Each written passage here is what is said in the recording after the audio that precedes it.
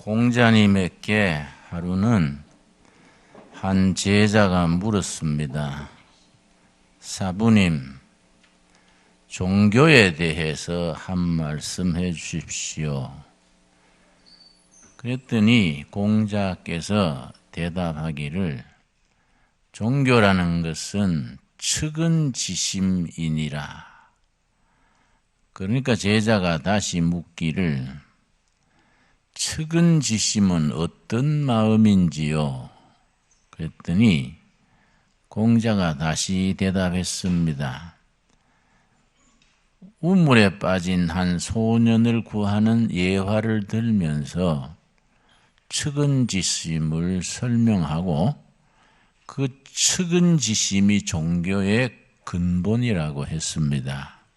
무슨 얘기냐 하면 한 어린아이가 우물에 빠졌는데 그 우물이 그 쌓은 것이 약해서 건지러 들어가다가는 통째로 무너지기 쉬운 우물입니다.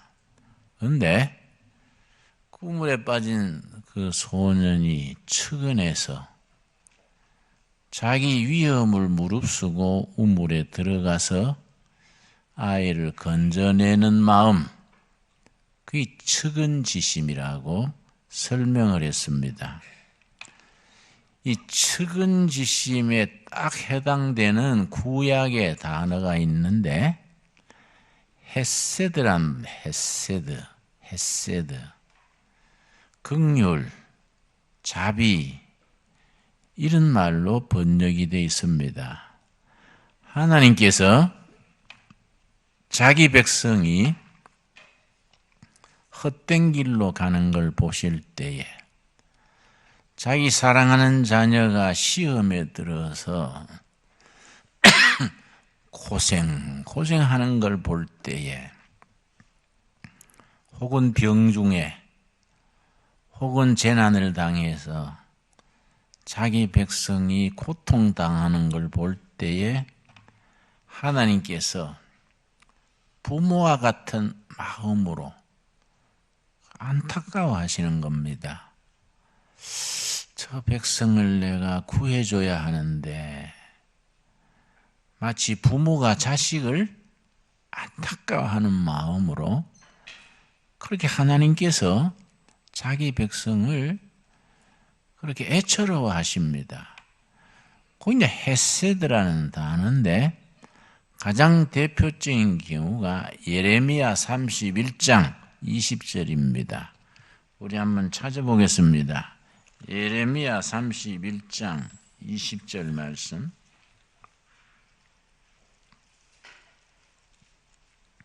(31장 20절에서) 측은지심을 가장 정확하게 표현을 하고 그 마음이 하나님의 마음입니다. 하나님의 마음. 하나님의 마음을 나타내주는 가장 정확한 단어가 구약에서 헤세드라는 단어입니다. 자, 이 31장 20절. 에브라임은 나의 사랑하는 아들, 기뻐하는 자식이 아니냐. 에브라임은 요셉의 둘째 아들인데 미래를 향해 번영한다, 그런 뜻입니다. 큰아들 이름은 므낫세고 과거에 상처받은 거, 험한 꼴 본 거 하나님이 다 잊어버리게 해주신다. 그게 요셉의 큰아들 므낫세입니다. 둘째 아들은 에브라임. 미래는 과거와는 다르다. 쭉쭉 뻗어나간다. 이 에브라임입니다. 그런데 성경이 쭉 내려가면서 그 에브라임이 이스라엘 전체를 나타내는 이름으로 그렇게 바뀌어져서 쓰게 됩니다. 그래서 에브라임은 내 사랑하는 자식, 기뻐하는 아들이 아니냐. 그러시고서 내가 그를 책망하여 말할 때마다 깊이 생각하노라. 사랑하는 자식 이스라엘이 빗나갈 때, 헛된 우상 앞에 고개 숙일 때, 시험을 견디지 못하고 흔들릴 때, 하나님께서 꾸지람할 때 깊이 생각한다는 말은 고민한다 이 말입니다. 하나님께서 우리를 채찍질하고 꾸지람하실 때에 하나님이 그렇게 고민하시는 거예요. 아, 저 아들 저 딸을 내가 깨우쳐야겠는데, 채찍을 가해야 되겠는데, 뭐 그냥 쉽게 하는 게 아니고 고민하시면서 고민하노라. 그러므로 그를 위하여 내가 창자가 들끓으니 내가 반드시 그를 불쌍히 여기리라. 여호와의 말씀이니라. 불쌍히 여기리라. 여기 헤세드입니다. 헤세드. 내가 내 자식 이스라엘을 생각할 때 창자가 아프다. 단장의 고통 그럽니다. 사람이 느끼는 고통 중에서 가장 큰 고통 중에 하나가 창자가 끊어질 때, 창자가 뒤틀릴 때 환장한다 그러지요? 작은 창자, 큰 창자가 이렇게 뒤엉키는 거 환장한다. 가장 큰 고통이라 그럽니다. 하나님께서 자기 백성을 책망할 때 자기 백성이 헛된 길로 고난의 길로 가는 걸 보고 하나님께서 창자가 끊어지는 아픔을 느끼고 불쌍히 여기신다. 헤세드, 헤세드. 이 단장의 고통, 끊을 단자, 창자, 장자. 창자가 끊어지는 고통. 이건 중국 고사에서 나왔습니다. 한 군인이 원숭이 새끼를 한 마리 잡아서 배에 싣고 부대가 이동을 했습니다. 그런데 그 어미 원숭이가 자기 새끼가 그 배에 잡혀가는 걸 보고 배가 가는 100km 길을 강둑을 따라오면서 그렇게 부르짖었습니다. 자기 새끼 때문에. 나중에 하도 100km 이상 따라오니까 지휘관이 배를 멈추게 하고 그 사병한테 원숭이 새끼를 엄마한테 돌려줘라 그랬는데 엄마 돌려주러 가보니까 엄마 원숭이가 죽었어요. 그래서 나중에 해부를 해보니까 창자가 끊어져 있어요. 자기 새끼 원숭이 때문에 애타게 따라오면서 부르짖느라고 창자가 끊어졌어요. 여기 이제 단장의 고통이라는 말이 나왔습니다. 본문 말씀에 하나님께서 자기 자식된 우리들이 고통당하고 헛된 길을 가고 때로는 우상 앞에 절하고 억울한 일 당하고 이런 걸 하나님께서 창자가 끊어지는 고통을 같이 겪는다. 그래서 불쌍히 여기노라 헤세드예요. 그래서 오늘 설교 제목이 대자 대비하신 하나님. 근데 우리가 불교 전통에서는 부처님을 대자 대비하신 부처님 그렇게 늘 써왔기 때문에 그리고 우리가 그 말 쓰는 걸 조금 부담을 가집니다. 그러나 그럴 일이 아니고 대자는 상대방이 기뻐할 때 같이 기뻐하는 게 대자입니다. 대비는 상대방이 괴로워할 때 같이 괴로워하고 슬플 비자니까 상대방이 슬퍼할 때 같이 슬퍼하는 기쁨도 고통도 같이 나누는 그게 대자 대비입니다. 그래서 불교 전통에서는 대자 대비하신 부처님 그려왔는데 그동안에는 우리가 교회에서는 대자 대비하다는 말 잘 안 썼습니다만은 요즘 나오는 책에는 대자 대비하신 하나님, 하나님의 마음을 그렇게 표현하는 겁니다. 그게 히브리어에서는 헤세드, 헤세드. 우리를 불쌍히 보시고 안타까워하시고 우리가 기뻐할 때 하나님이 같이 기뻐하시는 거죠. 우리가 슬퍼할 때 같이 슬퍼하시고 우리가 정말 고통에 있을 때 하나님이 창자가 끊어지는 그 아픔을 창자가 들끓는다에 그런 고통을 하나님이 같이 느끼신다. 우리 하나님을 가장 정확하게 표현한 단어가 헤세드라는 겁니다. 근데 신약에 가면은 누가복음 15장 11절부터 탕자의 비유가 있는데 그 탕자의 비유가 하나님 아버지의 마음을 아주 가장 극적으로 표현하고 있는 아주 중요한 비유입니다.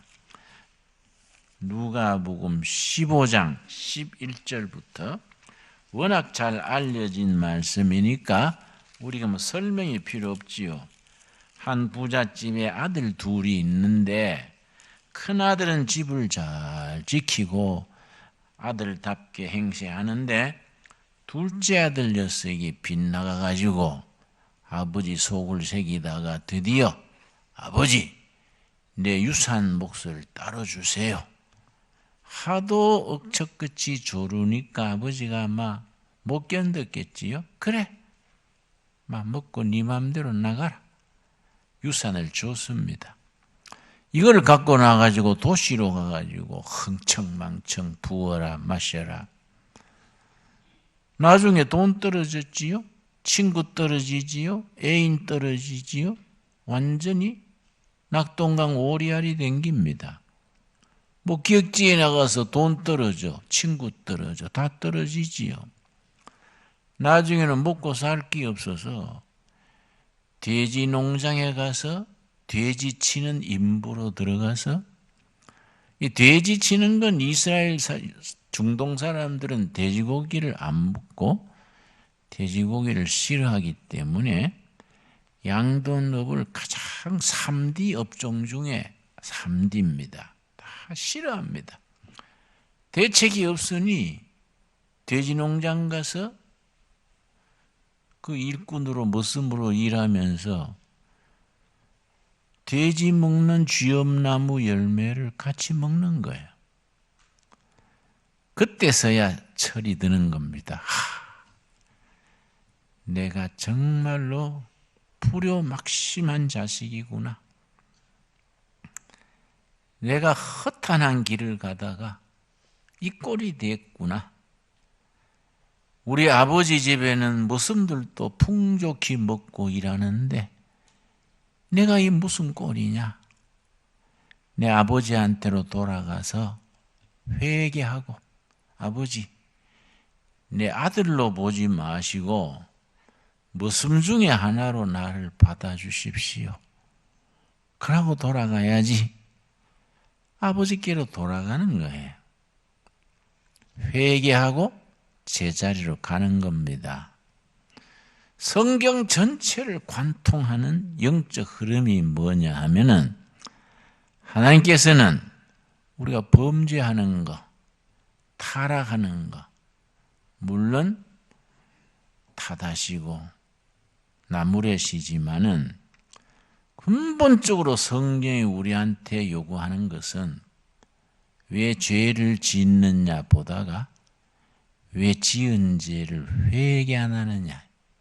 인간이 마지막까지 남는 죄가 뭐냐. 천국 들어가는 입구에까지 우리에게 기회를 주는데 그게 성령을 거역하는 죄가 뭐냐. 회개하지 않는 죄예요. 회개하지 않는 죄. 하나님은 마지막까지 헤세드, 측은히 여기는 마음으로 회개할 기회를 주시는데 회개 안 하는 죄, 마지막까지 남는 죄지요. 그 탕자 아들이 아버지께로 돌아갔습니다. 17절, 누가복음 15장 17절. 이에 스스로 돌이켜 스스로 회개하여, 그 말이지요. 이르되 내 아버지에게는 양식이 풍족한 품꾼이 얼마나 많은가? 나는 여기서 줄여 죽는구나. 내가 일어나 아버지께 가서 이르기를 아버지, 내가 하늘과 아버지께 죄를 지었사오니 하나님과 아버지께 내가 죄인입니다. 진실로 회개하는 마음이지요. 19절, 지금부터는 아버지의 아들이라 일컬음을 감당하지 못하겠나이다. 나를 품꾼의 하나로 보소서 하리라 하고 20절, 이에 일어나서 아버지께로 돌아가니라. 아직도 거리가 먼데 아버지가 그를 보고 그 다음 뭡니까? 측은히 여겨, 측은히 여겨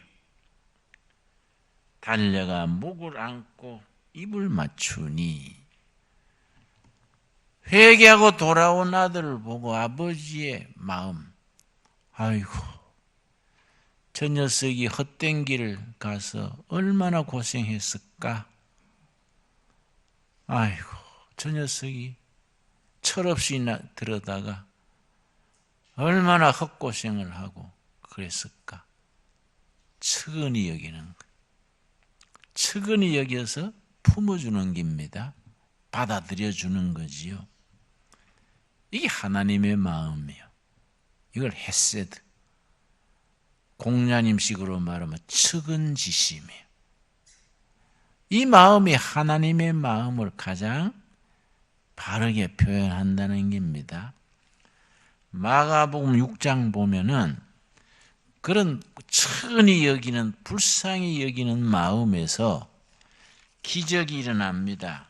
마가복음 6장, 그 유명한 보리떡 5개와 물고기 2마리로 5,000명 먹이시던 본문이 마가복음 6장 34절입니다. 34절.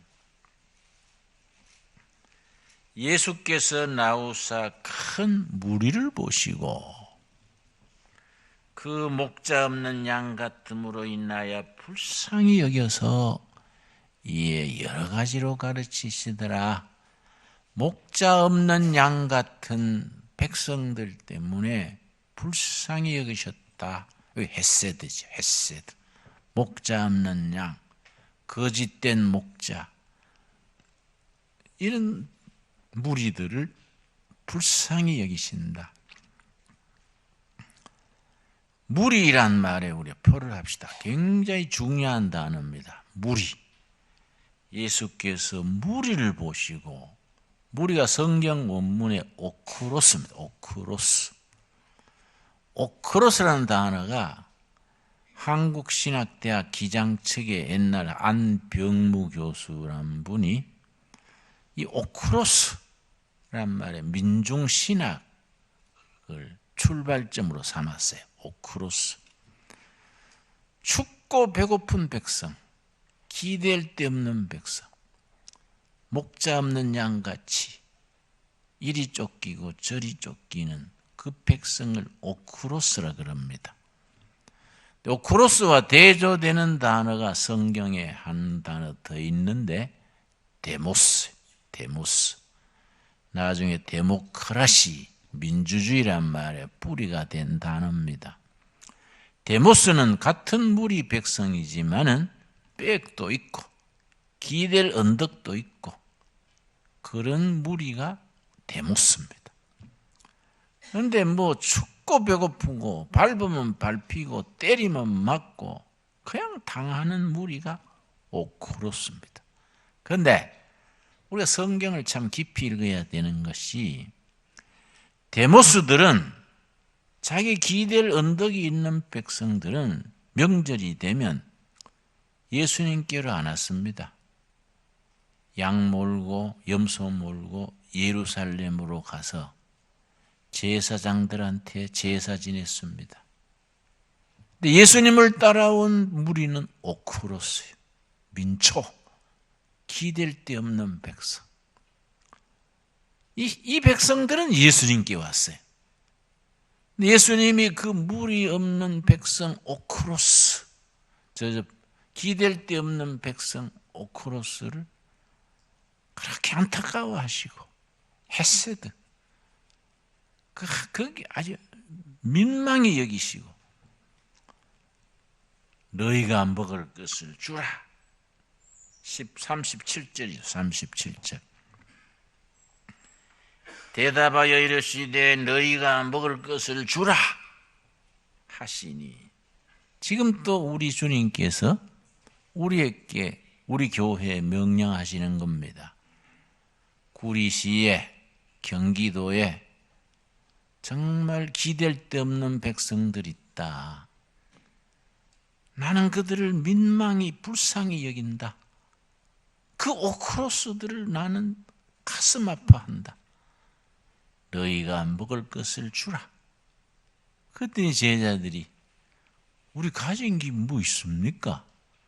보리떡 5개, 물고기 2마리. 이걸까 뭐 하겠습니까? 예수님이 축복하시고 떼어주라. 5,000명 먹고 12바구니 남았다고 되어 있습니다. 무리를 불쌍히 여기시는 하나님의 마음, 그리스도의 심장에서 기적이 일어나는 거예요. 기적이. 그 하나님의 마음, 하나님의 역사는 지금도 살아계시는 겁니다. 그 하나님의 마음, 그 헤세드를 우리가 읽어야 돼요. 그 마음을 가져야 돼요. 언제나 하나님은 회개할 기회를 주신다. 하나님은 언제나 탕자가 돌아왔을 때 멀리 오는데 알아보는 거야. 멀찍이 오는데 벌써 늘 기다렸다 이 말이죠.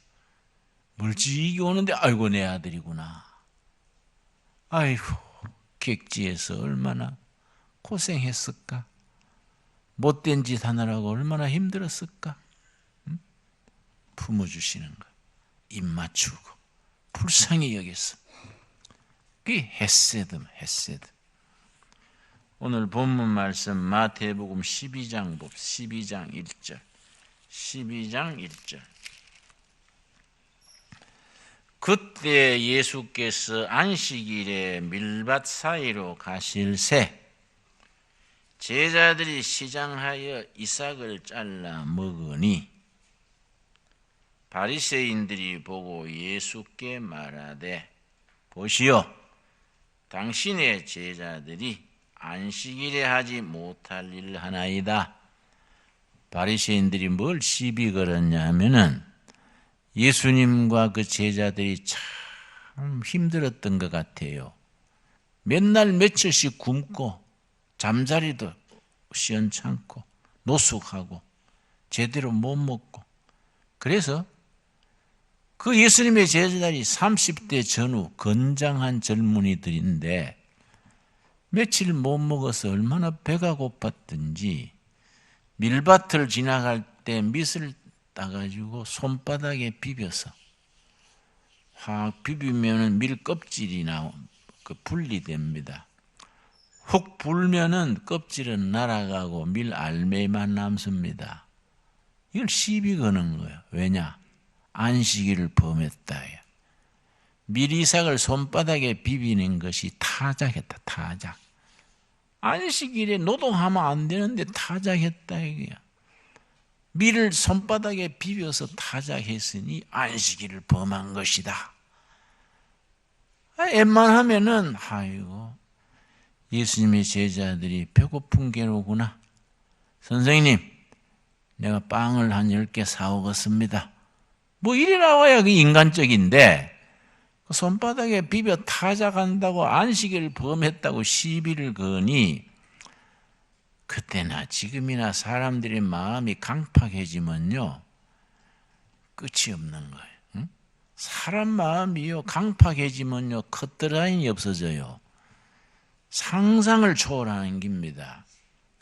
그 손바닥에 밀 비볐으니 타작했으니 노동했다 이게. 그럴 수 있느냐?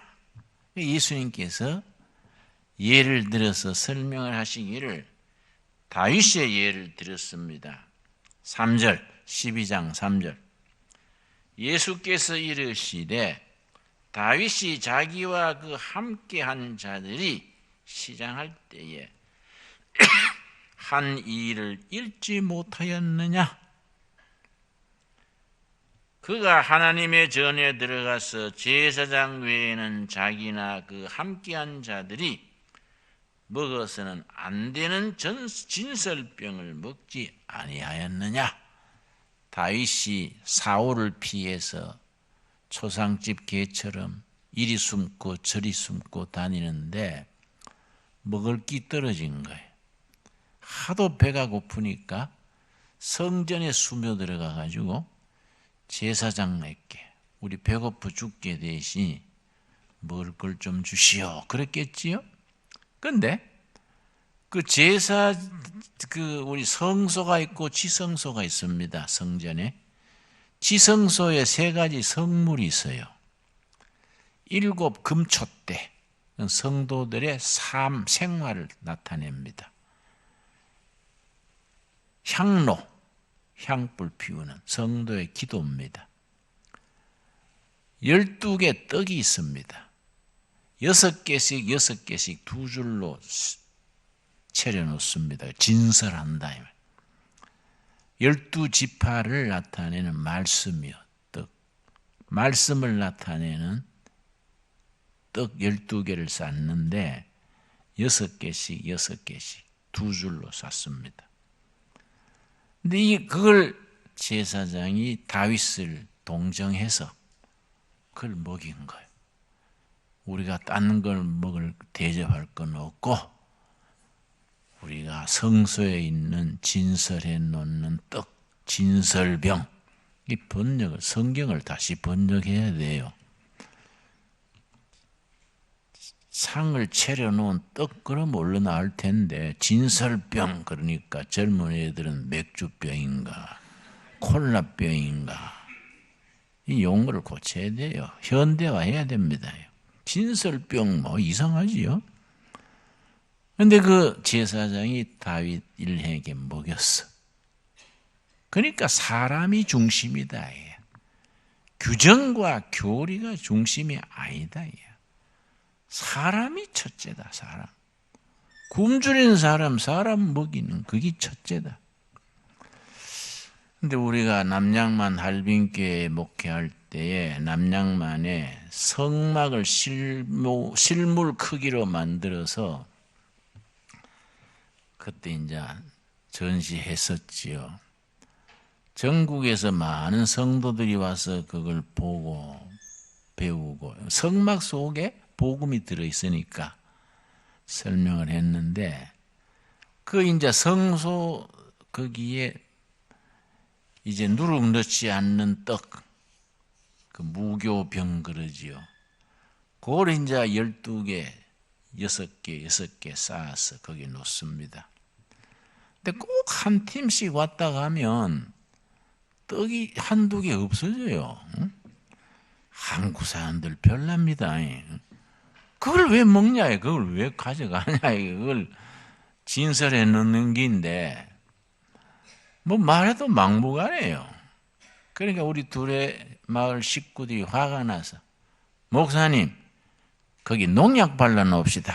그래서 야 사람아 사람 죽을 일이 있냐? 그 농약 먹고 사고 나면은 큰일 나지. 농약 바르지 말고 그거 좀 거기에다가 써붙여 놓자. 응? 이거는 진설해 놓은 떡이므로 손대지 마시기 바랍니다. 이 정도로 해놓자. 그래 해놨는데 막무가내요. 선화도 뭐 알 바 없어요. 한 팀씩 왔다 가면 한두 개 없어져. 참 우리 한국 사람들은 그 아주 특이한 사람들. 그 진설병. 그걸 다윗이 먹었다 해요. 왜냐? 다윗은 유다 지파거든요. 그걸 제사장, 레위 지파 제사장들이 먹는 긴데 유다 지파인 다윗이 먹을 수 없지 않느냐? 그러나 그 사람들이 굶주려 있으니까 그런 예외가 있는 것이다. 그렇게 대답을 했습니다. 그리고 7절이 핵심이지요. 마태복음 12장 7절. 7절이 요점입니다. 나는 자비를 원하고 제사를 원하지 아니하노라. 자비, 헤세드. 하나님 아버지께서는 자비를 원하지 제사, 예배지요, 예배. 예배 실컷 잘 드리고 같은 성도를 막 껌 씹듯이 씹어 삭고 밤새 철학 기도하고 또 엉뚱하게 도끼를 뿜고 그런 예들이 있지 않습니까? 그러니까 이거 우리가 정말 영적으로 병들지 않도록 기도해야 돼요. 나는 자비를 원하지 제사를 원하는 게 아니다. 제사가 필요 없다는 게 아니지요. 첫째 가는 게 있다. 첫째. 하나님은 그 마음의 헤세드, 측은지심, 오크로스 무리를 측은히 여기시고 품어주고 용서해주고 이 마음이 중요한 거이지 예배 제사가 첫째가 아니다. 그리고 이제 결론이 8절이지요. 우리 8절 같이 읽겠습니다. 인자는 안식일의 주인이니라. 중요한 것은 안식일 교리가 아니다. 중요한 것은 사람이다. 사람. 안식일의 주인 되신 예수님께서 가장 소중히 여기는 것은 교리, 전통, 모세 아니다. 사람이다. 사람. 한 사람 한 사람을 하나님은 헤세드, 측은지심으로 불쌍히 보시고 안타까운 한 마음으로 하나님은 챙기신다. 한 영혼 한 영혼을 그렇게 소중히 보시고 챙기신다. 그래서 인자는 안식일의 주인이니라. 안식일 보다가 교리 보다가 율법 보다가 위에 있는 분은 안식일의 주인된 예수님이고 예수님의 마음을 이어가는 교회, 예수님 하나님의 그 마음, 그리스도의 마음. 그래 빌립보서 2장에 있지요. 너희는 이 마음을 품어라. 그리스도 예수의 마음이니 자기를 비우시고 낮추시고 복종하셔서 인간 영혼에 대한 하나님의 그 헤세드, 안타까움을 삶으로 살으셨다. 그런 자비의 마음을 우리가 이어서 대비하신 하나님 마음을 우리가 본받아서 우리 주위의 사람들이 기뻐할 때 같이 기뻐하고 슬퍼할 때 같이 슬퍼하고 자비한 마음을 삶에서 우리가 실천하는 성도의 삶이 되기 바랍니다. 기도하겠습니다. 주님 은혜를 감사드립니다.